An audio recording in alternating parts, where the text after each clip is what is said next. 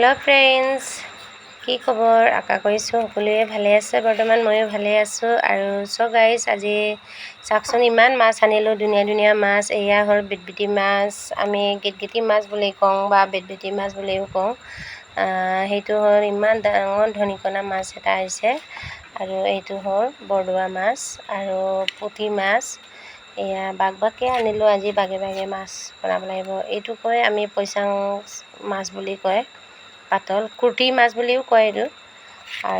আৰু কি আছে, এইটো হ'ল খলিহনা, এয়া আনিলোঁ। তাৰপিছত এয়া আনিলোঁ, ডাঙৰ ডাঙৰ মাছ আনিলোঁ। এইটো হ'ল বাটো, এইটো হ'ল চেনি পুঠি, আৰু এইটো কি বুলি কয় জানো, মিৰিকা কয় নে কি কয় জানো, এইটো নামটো নাজানো। তাৰপৰা এই চেনি পুঠি মাছ খাই মই বহুত ভাল পাওঁ, সেইটো কাৰণে আনিছোঁ।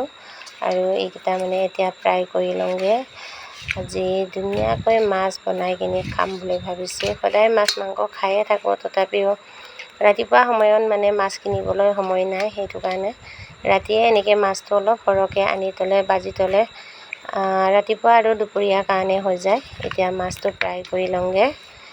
গাইজ, ভিডিঅ'টো স্কিপ নকৰাকৈ আপোনালোকে লাষ্টলৈকে চাই থাকিব। এই সৰু মাছ এটা আহিছে।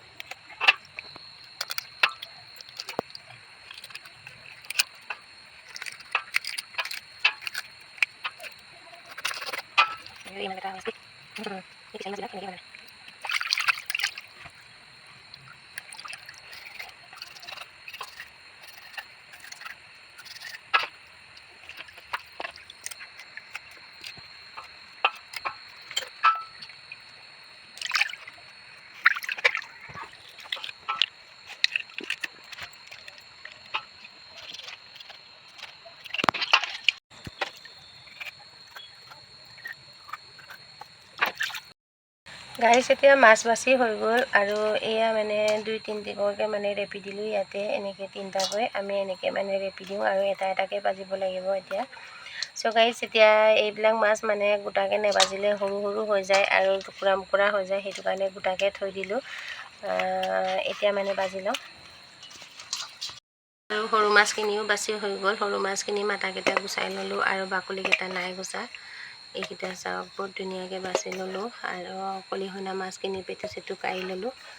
আৰু এইটো হ'ল বৰদোৱা মাছ। বৰদোৱা মাছটো মানে কাঁইটবিলাক গুচাই ল'লোঁ। আৰু পুঠি মাছ, আৰু এইটো কয় আমাৰ কি বুলি কয়, খুৰ্তি মাছ বুলি কয়। এইবিলাক চব মই বাছি ল'লোঁ। এতিয়া ফ্ৰাই কৰি লওঁ।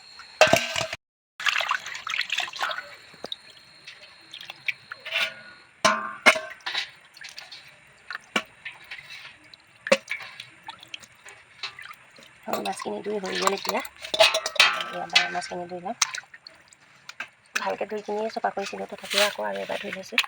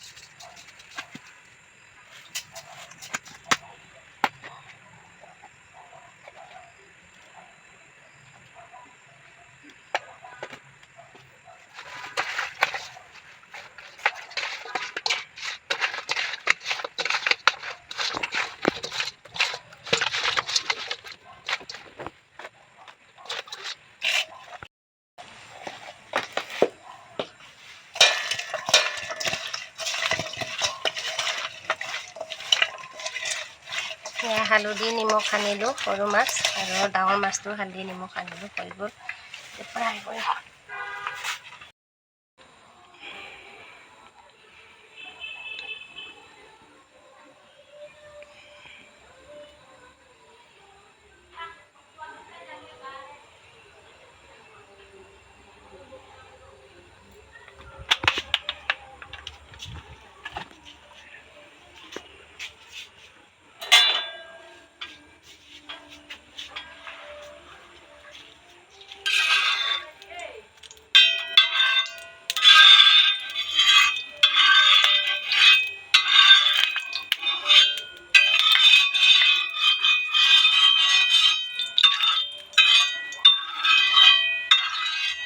টাৱাটো বৰ ডাঙৰ হৈছে সেইটো কাৰণে তেলটোৱে মানে ডুকি পোৱা নাই কিনাৰে কিনাৰে দি লৈছোঁ আৰু এতিয়া মাছটো লগাই লওঁ টাৱা যিমানে বহল হয় ইমানে মাছ চাছ ভাজিবলৈ ভাল হয় আৰু তিলপিঠা বনাবলৈও হয় তেলপিঠা তিলপিঠা চব বনাব পাৰি আমাৰ মানে আগতে হোটেল আছিলে সেইটো কাৰণে লগাইছিলে উৎপানুতি একেলগতে 4টামান বনাব পৰাকৈ কাষ্টমাৰ বহুত ভিৰ হৈছিলে যে সেইটো কাৰণে মানে এই টাৱাটো কিনিছিলোঁ কিন্তু চব পালে ভাল হৈ গ'ল এতিয়া তিলপিঠা বনাবলৈ যে বহুত মজা এতিয়া মাছ লগাই লওঁ